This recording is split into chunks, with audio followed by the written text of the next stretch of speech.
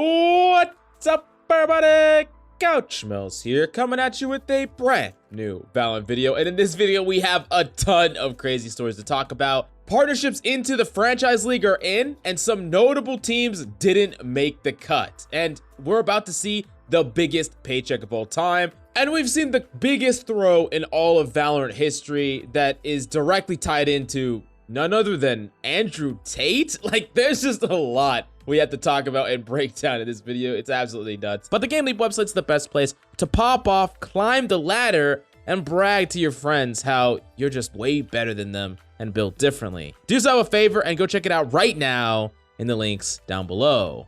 Now, we do gotta talk about franchise leagues. And for those of you who don't understand what's happening in Valorant, I'm gonna sum it up real quickly. Basically, Valorant is going towards franchising, meaning that some teams will get adopted into the league and they'll be able to consistently play on the main stage in all of Riot's Tier 1 Valorant events and tournaments for the foreseeable future, allowing tons more investment money. There's guaranteed salaries, there's huge budgets, and there's gonna be a lot of LAN locations, and there's just so much that's going into it. But the best way to think about it is it's a reset on Valorant esports, and it's an injection, like a supercharging, where just tons more money, tons more hype, a lot more sponsors, bigger events, and that is what's happening right now. And we know all the teams that actually made it into franchising. So a lot of the teams that you would think are in there, you know, Cloud9, 100 Thieves, Sentinels, and Evil Geniuses, and wait, where's TSM? Where's FaZe? Where's The Guard?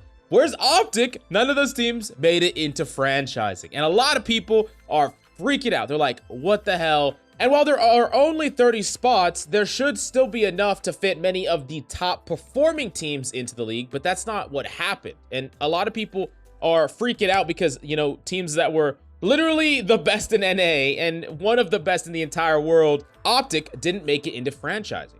But you really have to understand that the teams that Riot selected to go into franchising had nothing to do with their performance in game. It had to do with how developed the org was. What is the PR of the org? How developed are their socials? How big is the org? How good is the behind the scenes staff for the org? Basically, this is a hard reset. It's not about performance, it's about the foreseeable future. And while it's kind of like a band-aid that gets ripped now, in the long run, you would much rather have an org that has a lot of resources that they will invest into Valorant and their teams and their players, and teams that also have a history of no controversy and are more stable, rather than bringing in just, you know, whatever team performed really well, even if they've had, you know, many problems in the past. At least that's the reasoning for Riot. Whether or not you agree with that, you can let me know down below.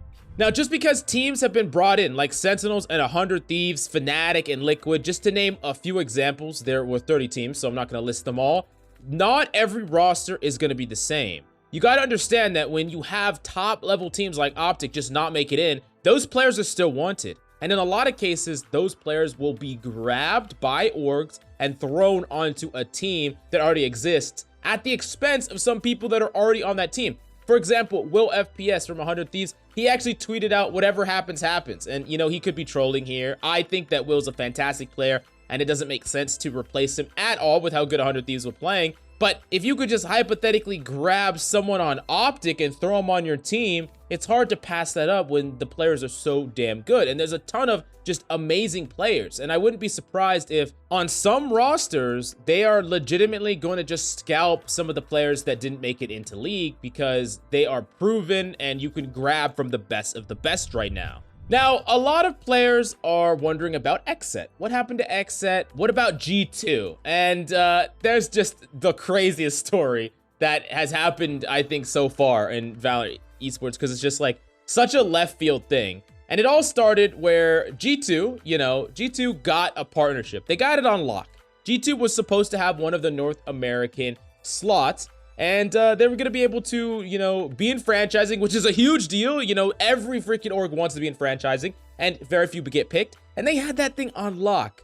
But their CEO, he basically tweeted out him partying with Andrew and Tristan Tate on social media. To the expected backlash of many. I mean, a lot of people are going to backlash, especially on Twitter. You're going to get a ton of backlash for that. And instead of apologizing, taking it down, you know, just kind of trying to, you know, not just kind of blatantly flaunt something that's going to piss a whole bunch of people off as CEO of your org, he doubles down and tweets this out. Quote, "No one will ever be able to police my friendships. I draw my line here. I party with whoever the fuck I want," end quote. Now, regardless of whether or not you agree with Carlos, I think that we can all agree that he's a fucking idiot. Because you know what? He got a ton more heat for this. He got so much heat that he had to issue an apology statement and take temporary leave. So while I was recording this, some new information just came out. Carlos, the G2 CEO, has officially stepped down as the CEO of G2. A really crazy development that I did not see happening towards the end of this. I don't necessarily think the punishment matches the crime, but when you really zoom out in the big picture and you think about how what he did cost G2 potentially $30 million plus that they would receive over the course of their Valorant franchise league with awareness and sponsorship and all this stuff, it makes sense, but it's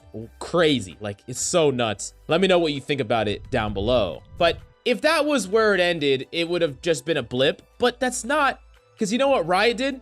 They pulled G2's franchising. They pulled it. They rug pulled the whole thing. Imagine having a lock for franchising, and because the CEO of your org actually just, you know, tweets out something that was obviously gonna piss people off and then double downs on it for no reason, literally no reason at all.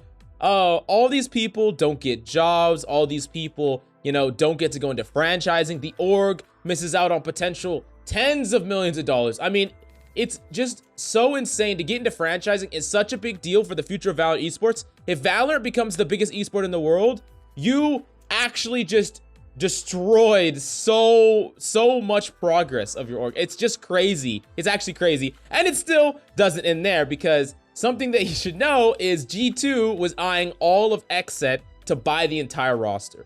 There were talks basically to just take all of XSET's roster and throw it onto G2, and G2 would be, you know, what is the XSET? So, you know, G2 Cryo, for instance, and having all these players on the team. So not only did the entire org, you know, just get completely destroyed because of this, like, I mean, they're fine, you know, in their other games, but for Valorant, it's brutal. Like, they're hurting right now. But XSET as well, because the entire team was like, oh, we're good, we got a shot in franchising, and now they don't.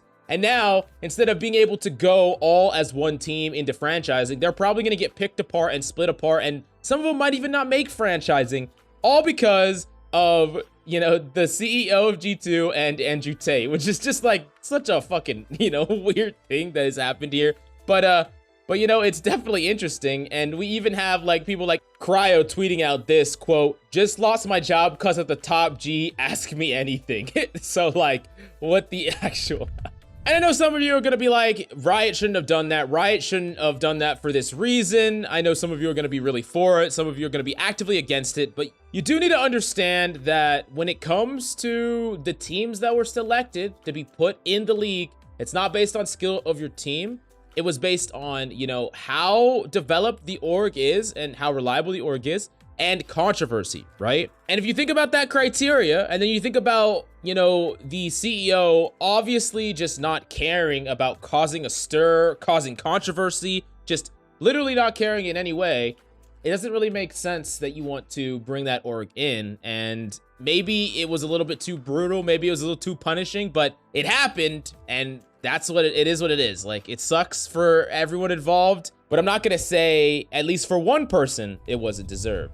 Now, we did talk about some of the teams that didn't make it in, Optic and FPX being two of the teams that like literally didn't make it in, even though they're in the top 5 best teams in the entire world, which is crazy. But the biggest paycheck and the biggest winner of this is undoubtedly gonna be Optic Yay, aka El Diablo, aka the new richest man in all of Valorant. And I mean that as a joke, but it's not really a joke, because Yay is actually most likely being offered like just infinite amounts of money. Like, he has been pretty much undisputedly the best player, especially in his role, maybe even arguably just the best player, period. The most consistent, reliable, and you would want to make him a star of any freaking team. So you know that literally every team wants him, especially the teams that don't already have great rosters, right? Like Loud, it doesn't make sense. Like Loud is in, and they just won, so it doesn't make sense for them to bring someone like that. And a lot of teams, it doesn't make sense for them to pull it in. But besides the teams that are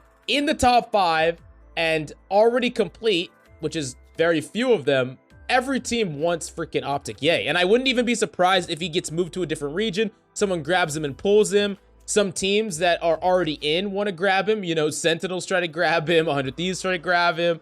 I put out a Twitter post that said, orgs are literally handing Optic Yay their checkbook and telling him to write as many zeros as he wants, because it's true. It's literally true. This guy is going to make it out with a bag. I could see him, you know, taking a pay cut if he gets to, you know, slot in with his team or take his whole team with him. Because at the end of the day, I think that Ye is most interested in winning as opposed to money. I could have him pegged wrong in that regard, and he probably could still succeed in a team that just wants to just put him on their roster and make him the star. But I imagine that he's going to go somewhere that you might not expect. Now, some notable teams that didn't make it in: TSM, FaZe, The Guard. These teams are not in, and there are really great players on these teams, and they didn't make it into the league, which is crazy. And I do think that for a lot of these teams, some of the members are going to get scalped and brought onto other teams, and then those teams might either rebuild or leave. We did hear that TSM is officially going to still be salarying their players and trying to win their way through the Ascension tournament. XSET will still compete in Ascension as well, of course, with completely different members, because most of those players are going to get pulled up. At least they should, because they're freaking cracked. Now remember, Ascension gives you a chance to legitimately earn your spot into the region every single year. They're adding a spot in every single region, which is crazy, because I think that these events are going to be potentially some of the hypest. Like a team that grinds its way all the way through Challengers, through Ascension, and earns a spot will have so many eyes on them, so much publicity, and so many fans that it's gonna be actually probably the most hyped event ever. Like, think about the scope of it when two teams, let's say it's TSM versus XSET in the finals, the winner gets to go into Franchise League, which is the biggest deal ever. We just, you know, talked on and on about how big of a deal that is. That's gonna have, you know, so many viewers, and the team that wins, you got to watch them climb through the ranks all the way and earn their spot.